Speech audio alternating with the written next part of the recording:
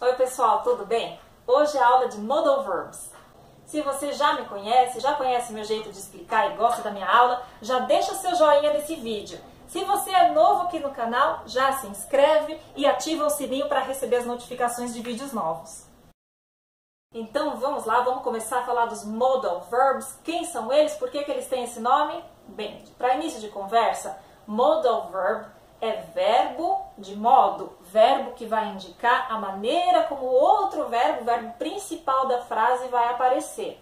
Como assim? Ele não é o verbo principal da frase, tá? Ele sozinho não diz muita coisa, ele não faz muita coisa, mas ele é de grande ajuda para o verbo principal da frase.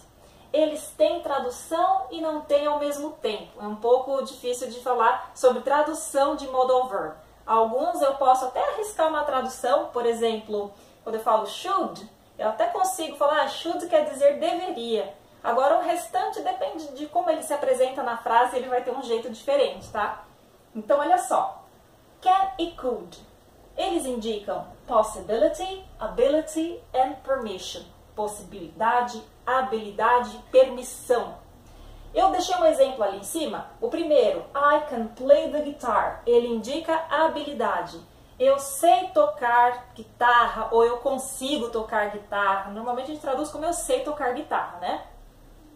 Ali embaixo, when I was young, I could run very fast. Deixei esse exemplo para mostrar que could funciona como passado de can.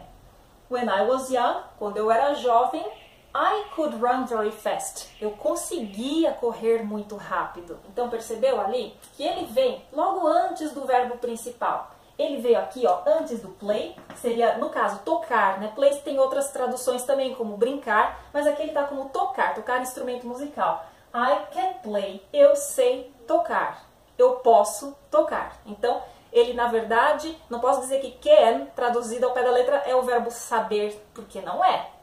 Mas a forma como ele se apresenta aqui, aí ele me dá a possibilidade desse tipo de tradução. Já embaixo, when I was young, I could run very fast. Eu conseguia correr muito rápido. E se eu preciso fazer o mesmo tipo de construção, só que pensando no futuro? Aí no futuro eu não tenho a possibilidade de alterar nem can e nem could. Eu tenho ali a construção will be able to.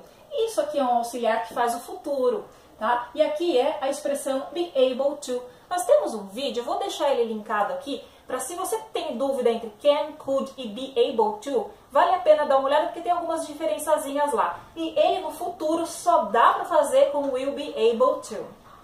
Vamos para o próximo, must. Must, se eu me atrever a traduzi-lo, vai ficar mais ou menos assim, deve. Então quer dizer, não dá para traduzir, né? Ele está conjugado já nessa minha fala. Dever, vai.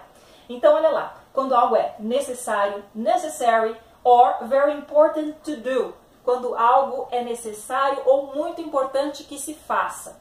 O exemplo está aqui. I must go to the bank now. Eu devo ir ao banco agora. Lembra que eu falei deve, né? Deve é ele, ela deve. Eu devo ir ao banco agora. I must go to the bank now. Ou também pode ser eu tenho que, eu preciso ir ao banco agora. O outro exemplo que eu deixei, já deixei ele junto aqui da mesma frase. I must go to the bank tomorrow. Porque must serve tanto para presente quanto para futuro. E no passado, como é que faz? No passado eu deixei aqui. Had to. Teve que, tive que, tiveram que, né? Então se ficasse essa mesma frase no passado, ficaria assim. I had to go to the bank yesterday. Ontem. Agora falando do should. Should, dá para fazer a tradução direta. Eu poderia dizer que should é deveria. Até dá, porque olha só como é que funciona. Vamos direto para o exemplo, depois a gente vê as possibilidades aqui. It's a good book. You should read it. É um livro bom. Você deveria lê-lo, né? Você deveria ler o livro. Fica muito ruim traduzir assim, lê-lo, mas é o correto. Should. It's a good thing to do. The right thing to do. É uma boa coisa a se fazer, é a coisa correta a se fazer. Então, quer dizer, quando a gente pega um livro de gramática, a gente não encontra ali, mesmo que esse livro seja publicado no Brasil, feito no Brasil, a gente nunca encontra a tradução direta ali, mas sim o uso da palavra, porque algumas vezes você pode falar, opa, mas você não falou que a palavra deveria, mas por que aqui está diferente? Então, para não correr o risco de uma tradução errada, já se coloca o uso direto, porque o verbo em si não tem um significado mesmo, né? Então ficaria it's a good thing to do. É uma coisa boa a se fazer. É quando você aconselha a pessoa a fazer alguma coisa. Por exemplo, você deveria beber mais água. You should drink more water. Tô dando um conselho para a pessoa, ok? May e might. Bom, aqui vem uma polêmicazinha, né? May e might. Algumas pessoas falam, tem diferença entre eles. Sim, eu até concordo que tem a diferença. Eu pus os dois juntos aqui. May e might, não dá para traduzir isso aqui, tá, gente? Já vamos pegar o exemplo para poder entender o que que é. Então tá lá. I may go to the cinema this evening ou I might go to the cinema this evening. Ambos funcionariam de boa aqui. A pequena polêmica que eu citei, que eu falei, é que tem a ver com os graus de possibilidade. Então, por exemplo, I may go é mais certeza que eu talvez vá do que I might go, que é menos certeza. Então ali de 0 a 10 na certeza, seria mais ou menos um 7 para o may e um 6 para o might. Mas convenhamos, né? Não faz muita diferença, ainda mais porque essa informação que eu estou passando para vocês, ela é respaldada pela 9ª publicação do Cambridge University Press, é o English Grammar News, e lá ele fala que tanto faz usar um quanto usar outro na hora de falar, tá bom? Entendendo melhor may ou might. It's possible that something will happen. Então, ele, na explicação do que significa, é possível que algo aconteça, que algo possa no futuro acontecer. Eu diria que dá para colocar a palavrinha talvez no português para a gente conseguir entender melhor. Porque olha só, eu talvez vá para o cinema essa noite. Funciona, né? Mais ou menos, mas funciona. Nessa aula, nós não estamos falando de estrutura, como é que ele se estrutura na frase, e mais o uso, para que serve e tal. Mas mesmo assim, já dá pra gente entender como é que ele entra na estrutura da frase. Olha lá, ele vem antes do verbo principal, quando é uma afirmativa, tá? Ele vem antes do verbo principal e depois do sujeito. Como assim? Tá fácil, ó. Sujeito, o modal verb e o verbo principal. Na primeira frase, I can play. I, sujeito, can é o modal verb. O verbo principal é o play, tocar. E aqui embaixo, vamos pegar o com must. I must go. Mesma coisa, sujeito, modal verb, verbo principal. You should read it. Peguei só o núcleo da construção, tá bom? Só o núcleozinho aqui, um pedacinho. You should read. Você, aí aqui dá para fazer o troque do deveria, né? Você deveria ler. You should read. I may go ou I might go. Mesma coisa, sujeito, modal verb, verbo principal.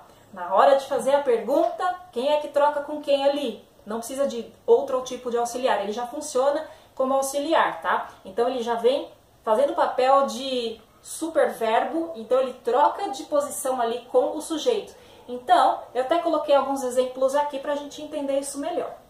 Então, no momento que eu trabalho a estrutura de permissão aqui, como é que ele funciona quando é no sentido de pedir permissão, eu já entendo como é que funcionam todos eles, né? Eles funcionam iguais. Então eu coloco o modal verb, o sujeito e aí depois o verbo. Então fica may I smoke? Permission. Então 2 coelhos numa cajadada só. May e might também serve para permissão. May é comum, tá? E can também. Eu posso usar tanto um quanto o outro. Tem diferença? Tem diferença. A diferença básica é, normalmente, quando você é um adulto e você está numa sala, você pede permissão, mas é aquele pedir permissão que você não está sujeito a um não, né? Então, se você fala, may I smoke? Você meio que sabe que pode fumar ali naquela área, ou may I sit here? Você vê a cadeira vazia ali, o banco vazio, e você só pede por educação. Então, may é mais usado assim. E o can é quando você pergunta se pode de verdade, se encaixaria mais ali numa situação dentro de uma sala de aula. Então, se você tá, por exemplo, aqui eu vou colocar o mesmo exemplo para 2 situações diferentes. Olha lá, can I open this window? E may I open this window? A diferença é bem leve, mas há diferença sim. Aqui, quando eu uso can, eu pergunto se eu realmente posso. Eu estou sujeito a ouvir um sim ou não. Então, a pessoa pode falar para mim, não pode abrir essa janela porque a corrente de ar é muito forte, etc. Agora, se eu pergunto, may I open this window? Eu já estou na iminência de ir lá abrir essa janela, então é como se eu soubesse que eu posso abrir, eu só estou avisando a pessoa por educação, ó, estou indo abrir a janela, tá? May I open this window? Então eu vou lá e peço permissão, mas só por educação mesmo. Claro, aqui então a gente percebeu nuances, né, diferentes de se usar can, may. É errado usar um ou outro? Não, tá, gente? Porque muitas vezes o próprio falante nativo não percebe essas diferenças, tá? Outro detalhe que eu deixei aqui na lousa é a forma negativa de todos eles. Então, com o can e com o could. Ah, não coloquei could aqui, eu acrescento ali agora. Com o can eu uso can't ou cannot. Could vai ficar na mesma forma, né? Então, deixa eu acrescentar ele aqui, ó, aqui em cima. Eu escrevo could, aí eu acrescento ele, apóstrofe e T. É como se fosse o O aqui da palavra not, né? Couldn't. Então, can't, couldn't, o can't pode ser cannot, tudo junto assim mesmo, né? Dois N's aqui. O must, junto do not, vira mustn't. Olha a entonação não, a pronúncia. Mustn't, não é mustn't, é mustn't. O should com o not vira shouldn't.